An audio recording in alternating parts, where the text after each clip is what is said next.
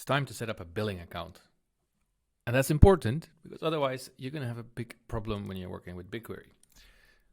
What happens if you do not have, and it's of course important to select your specific project that you want to be working in. If you do not have a billing enabled, you can learn more here. What happens is we'll be creating something that is called a data set and a table. I will explain later what that means. This is the project.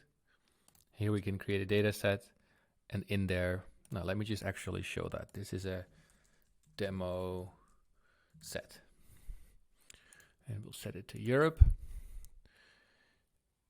And we don't check this, right? We don't check enable table expiration. We can now go to dataset. Look at what happened here. The dataset's default table expiration is 60 days. What happens? We're going to be doing a lot of work. You're going to be setting up your data warehouse. You're going to be shooting Google Search Console data there because that's what we're going to set up, of course. Maybe you'll be even like going very experimental and you connect Google Analytics 4 also to your data warehouse. And then 60 days later, you log in and you're like, what? Where's my table? All the data gone. And if you have Search Console connected, you're not going to get it back because gone is gone and there's no backfill. So that's a problem. You don't want that. You don't want your data to go to waste after 60 days. You want your data to be here forever. That's why we're using a data warehouse, because you want to be the owner of your data. And for that, Google just requires a billing account. They do that just to be on the safe side. If you have a very small data set and you have a very small amount of data that you're storing, it's not going to cost you anything because you're going to be in the 10 gigabytes of free space. You're not going to be querying more than 1 terabyte a month in the beginning. Not very likely, at least. So you still be in the free and safe space. But what if you are going to do more? Then Google simply wants a credit card or a bank account that they can send that invoice to. So let's set it up. And I'm just going to use this version now. I'm just going to go to billing. See lots of options here.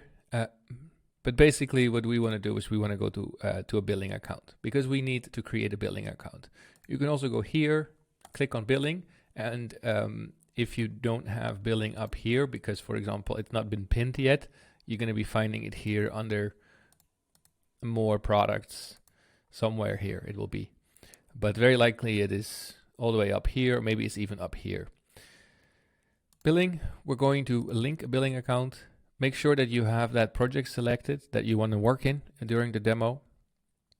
We're going to go and manage billing accounts, and then we're going to create a billing account. It's going to force me to do it on my organization. This is a demo billing account. And what I'm going to do on the next screen is, I will blur all of the information, but basically you need to connect your business information or your personal information and add a credit card, or I believe you can also set up a bank account. Now, then you need to set it up and enable it.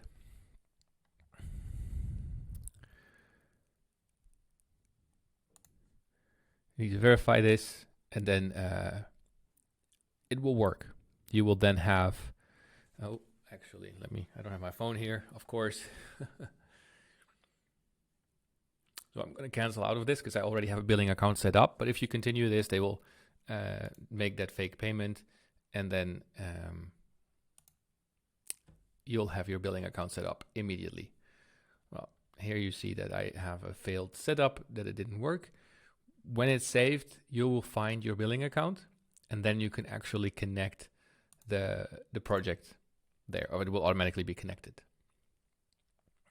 And then when you actually go here to BigQuery, the mouse is in the way, BigQuery,